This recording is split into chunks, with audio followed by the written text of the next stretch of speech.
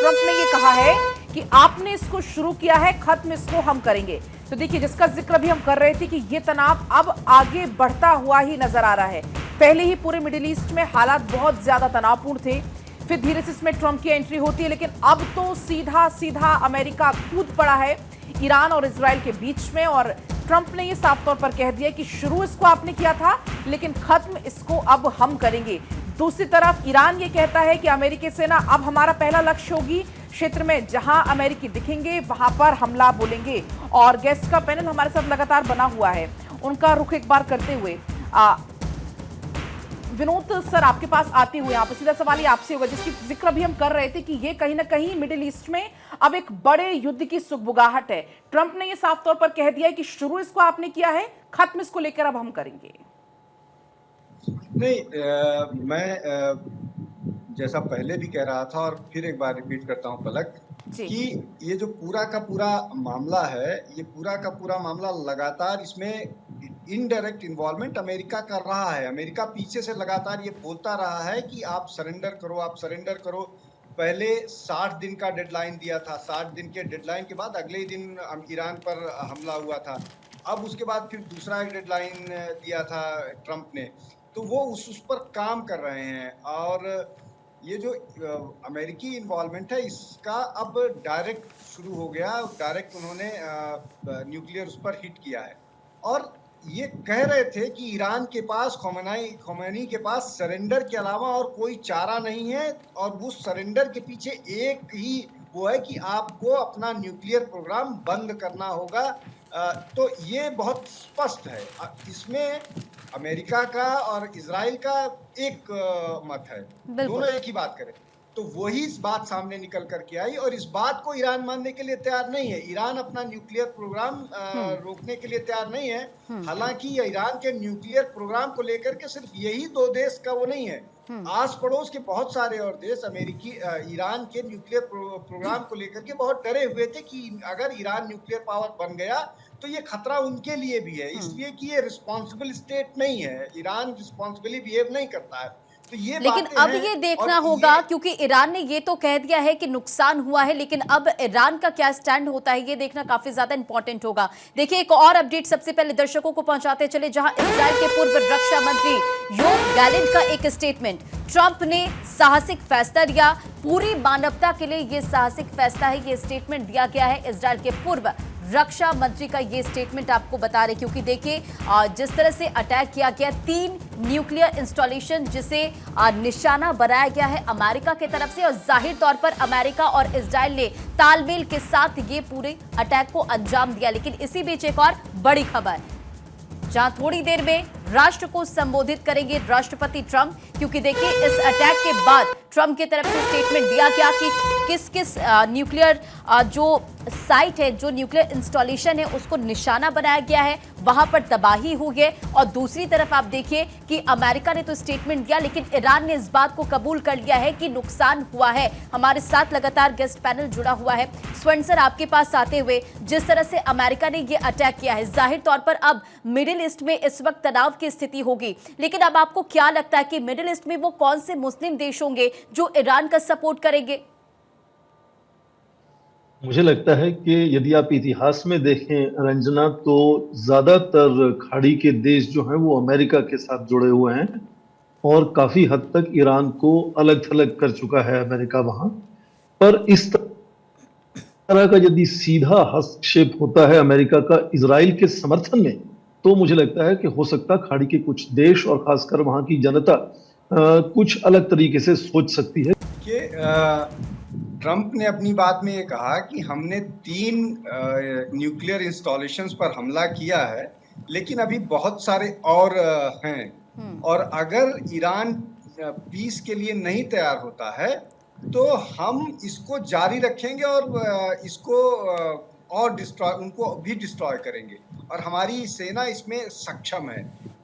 मतलब ये है कि ये पूरा का पूरा जो न्यूक्लियर प्रोग्राम है उसको टेबल पर बैठ करके ईरान को अबेंडन करना पड़ेगा, उनके पास और कोई दूसरा रास्ता नहीं है। ये बात उन्होंने बहुत साफ की, बोल दिया कि हम प्रिसिशन के साथ अटैक किए हैं और एक और बात जो मैं भी लगातार कह रहा था और प्रोफेसर साहब भी कह रहे थे, ईरान जो है वो टेरर को सपोर्ट करता है।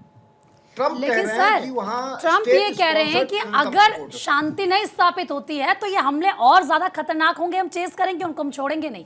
लेकिन दूसरी तरफ अभी थोड़ी देर पहले जो ईरान की टीवी है, वहाँ के जो न्यूज चैनल से वहाँ के स्टेटमेंट सामने आ रहे हैं, वो ये कह रहे हैं कि अब हमारा पहला लक्ष्य इजराइल नहीं है, अब हमारा पहला लक्ष्य है अमेरिकन, और जो अमेरिकन नागरिक वहां पर है ईरान पर, हम उन पर अटैक करेंगे।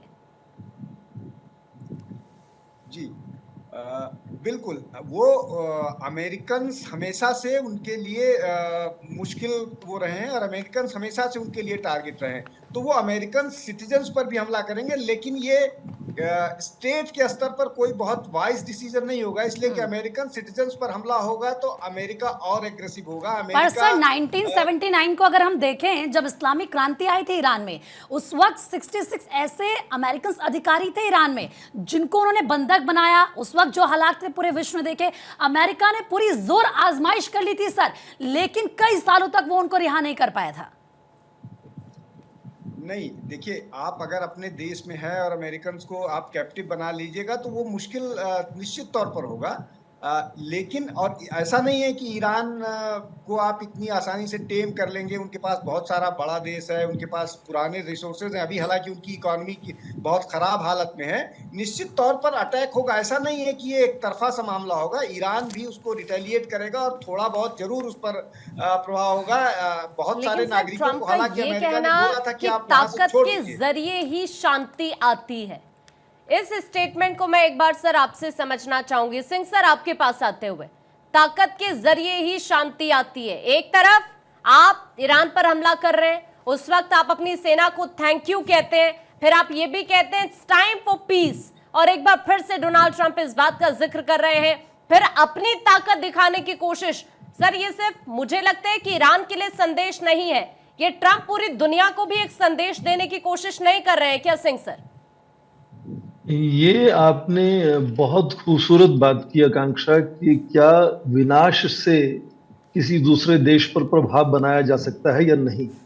आप दूसरे विश्व युद्ध के बाद जितना भी इतिहास देख लें, यहाँ भी किसी युद्ध में अमेरिका की सेना गई है, उसने विध्वंस तो बहुत किया है पर बाद में हार कर लौटना पड़ा, और वहाँ का जो देश जहाँ ये गए वहाँ और भी रेडिकल फोर्सेस, और भी रेडिकल लोगों का दबदबा बना और उनकी सत्ता बनी उसके बाद। दूसरी बात, इतिहास में आज तक किसी भी राष्ट्र से, किसी भी देश से यदि परमाणु अस्त्रों का जो तैयारी है, जो खोज है, जो न्यूक्लियर प्रोग्राम है, यदि उसको बंद कराया गया तो केवल दो तरह से कराया गया है। एक तो ये कि उनको कुछ उत्साहन देकर, कुछ इंसेंटिव देकर, या फिर उनको दोस्ती का हाथ बढ़ाकर, या उनकी सुरक्षा की जिम्मेदारी लेकर। किसी भी राष्ट्र को धमकाकर या उसका विनाश करके आज तक इतिहास में कोई भी राष्ट्र, चाहे वो सोवियत रूस हो या वो अमेरिका हो, किसी भी राष्ट्र को इस रास्ते से पीछे नहीं रोक पाया है। तीसरी बात, हमने देखा कि एक सीधा उदाहरण है, बीच में काफी एक छोटी सी बात, तीसरा उदाहरण आप देखें, 1981 में इजराइल ने ही ओसिराक पर अटैक किया था, जो उनका न्यूक्लियर फैसिलिटी था इराक का, पर 2003 में फिर उनको युद्ध इसलिए जाकर करना पड़ा कि उनको लगा कि वो फिर अपना न्यूक्लियर प्रोग्राम बना रहा है। तो क्या नुकसान हुआ, कितना नुकसान हुआ, इस पर तो बात होगी ही, पर क्या ईरान इससे पीछे हटेगा न्यूक्लियर प्रोग्राम बनाने के लिए, या इससे और भी उसकी जो मंशा है और सुदृढ़ हो जाएगी, और भी रेडिकल लोग सत्ता में आएंगे और भी तेजी से बम बनाने की कोशिश करेंगे? ये सवालों का कोई आसान जवाब नहीं है, पर इतिहास में साफ जाहिर है, सेना की ताकत से, विनाश से आप किसी भी राष्ट्र को इस रास्ते से पीछे नहीं हटा सकते, उल्टा अब उसको तेजी से आगे धकेल रहे हैं। क्योंकि अभी हमने देखा भी था सर, इसके पहले, अभी तो जब ये युद्ध हुआ इसके पहले हमने देखा तो जुबानी जंग काफी छिड़ी हुई थी, दोनों ही तरफ से धमकाने का दौर चल रहा था, कभी ट्रंप धमकाते थे, कभी वहां से पलटवार आता था। विनोद सर, आपके पास आती है, जिस तरीके से अभी हम जिक्र कर रहे थे, तमाम इस्लामिक देशों का भी हम जिक्र कर रहे थे, तो ऐसे में आप पाकिस्तान की क्या कोई भूमिका देख पा रहे हैं? क्योंकि आजकल पाकिस्तान और अमेरिका की जो दोस्ती वो भी अब नई नई उमड़ के सामने आने लगी है। देखिए पलक, पाकिस्तान की निश्चित तौर पर भूमिका होगी। एक छोटी सी लाइन करके जरूर कहना चाहूँगा मैं, इस पे थोड़ा सा प्रोफेसर साहब से मेरा डिसएग्रीमेंट है। इराक को अमेरिका ने डिस्ट्रॉय कर दिया और लगभग मैप से गायब हो गया। तो अमेरिका का ये हिस्ट्री रहा है, वो देशों को गायब करता रहा है, अफगानिस्तान को खराब किया है। पाकिस्तान पर अफगानिस्तान पूरा डिस्ट्रॉय कर दिया। पाकिस्तान पर आता हूँ। मैंने अपनी जब आपसे बात शुरू हुई थी तो मैंने बोला था कि पाकिस्तान की भूमिका है, और पाकिस्तान के फील्ड मार्शल को जब बुलाया गया था लंच पर, भारत में बड़ी बात हो रही थी।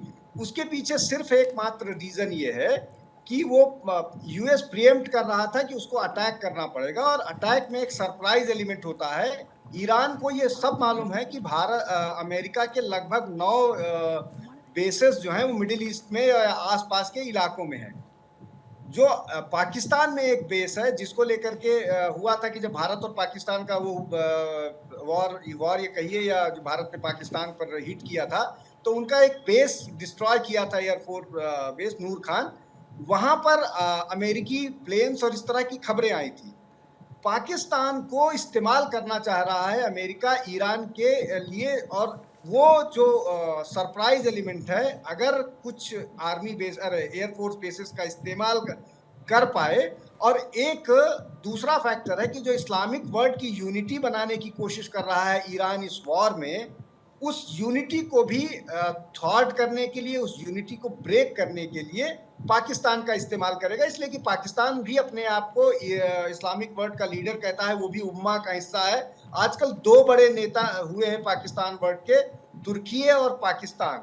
हालांकि वर्ल्ड कितना, मतलब इस्लामिक वर्ल्ड इनको कितना एक्सेप्ट करता है, लेकिन ये सेल्फ प्रोक्लेम्ड सर, क्या अगर जरूरत पड़ेगी ईरान को तो क्या ऐसा हो सकता है कि पाकिस्तान उनको परमाणु हथियार दे अगर जरूरत पड़ती है? हालांकि ये बहुत दूर की बात है, लेकिन लगता है आपको, क्योंकि पाकिस्तान इकलौता ऐसा इस्लामिक देश है जिसके पास न्यूक्लियर वेपन्स है, और उसकी तरफ से कहा गया था शुरुआत में जब वो ये वेपन्स बना रहा था कि अगर किसी इस्लामिक देश को इसकी जरूरत पड़ती है तो हम देंगे। तो क्या आप देखते हैं इसको?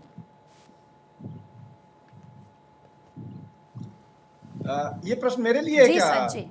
जी देखिए, ये भी एक बड़ा फैक्टर है कि पाकिस्तान लगातार ये कर रहा है। देखिए एक बात समझिए, जितने भी, चाहे ईरान हो चाहे पाकिस्तान हो, ये अपने न्यूक्लियर बम को न्यूक्लियर बम या न्यूक्लियर वो नहीं कहते हैं, ये इनको इस्लामिक बम कहते हैं।